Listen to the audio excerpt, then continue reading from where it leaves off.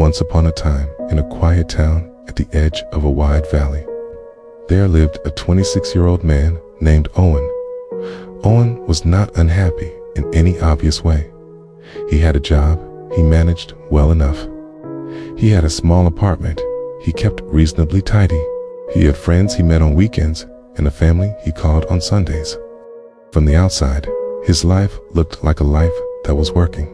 But inside Owen's mind, nothing was ever still. From the moment he opened his eyes in the morning to the moment he finally forced them shut at night, his mind ran without pause. He replayed conversations from 3 days ago, wondering if he had said the wrong thing. He worried about deadlines that were still 2 weeks away. He rehearsed arguments that had not happened yet with people who had not even upset him. He carried the weight of last year's mistakes into every new morning and dragged his fears about next month into every quiet evening. He was not living in his life. He was living somewhere between his past and his future. In the present, the only place life actually happens, kept passing through him like wind through an open window. He was exhausted in a way that sleep never fixed.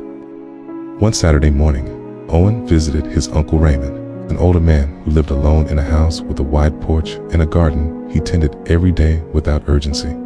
Raymond had retired early from a long career and had spent the years since then in the particular unhurried way of someone who had peace with something most people spend their whole lives fighting. Cohen sat down across from him with a cup of coffee and after a few minutes of quiet, said, "I don't know why I'm so tired all the time. I sleep, I'm not overworking, but my mind never stops.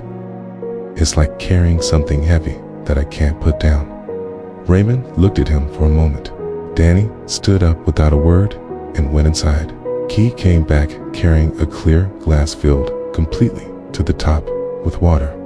He set it carefully on the table between them. "Hold that," he said.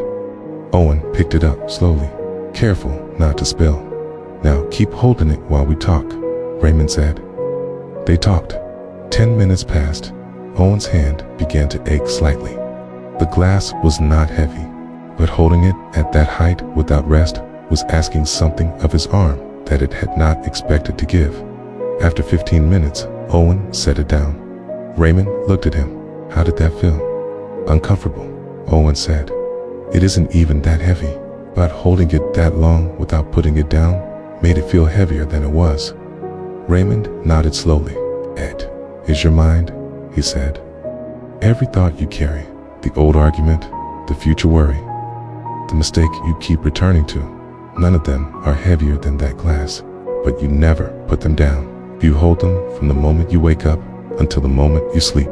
Some of them you hold even then." He looked at the glass sitting quietly on the table.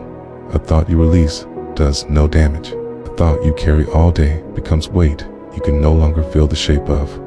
Owen looked at the glass, still, quiet, unbothered, now that no one was holding it. "How do you put them down?" he asked. Raymond was quiet for a moment.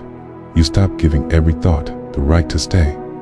A thought arrives, you notice it, you let it pass, and you return to where you are. Here, this porch, this morning, this cup in your hand." He picked up his own cup and held it simply. Most people think an empty mind means no thoughts. It doesn't. It means no thought gets to take up permanent residence. They move through. You stay. Owen sat with that for a long time. Outside the garden moved slowly in a light breeze. A bird landed on the fence post and left again. The morning continued at its own pace, unbothered by anything either of them was thinking. For the first time in longer than he could remember, Owen noticed where he was, not where he had been, not where he was afraid of going. Here, just here. He drove home that afternoon differently than he had arrived. His mind still produced its thoughts. It always would, but he began to notice them the way you notice clouds from a window. Present, passing, not permanent. He stopped treating every anxious thought as a problem he was required to solve immediately and started treating them as whether something moving through, not something moving in. It was not a dramatic change, but it was a real one. And slowly, The way a room feels different when you remove something heavy that had been sitting in it so long you forgot it was there. Owen began to feel lighter.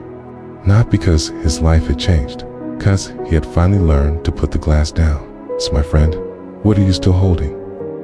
What thought from last year? What worry about next month? What old conversation are you carrying into this moment that does not belong here? You are allowed to put it down. The present moment does not ask you to bring everything with you. It only asks you to arrive.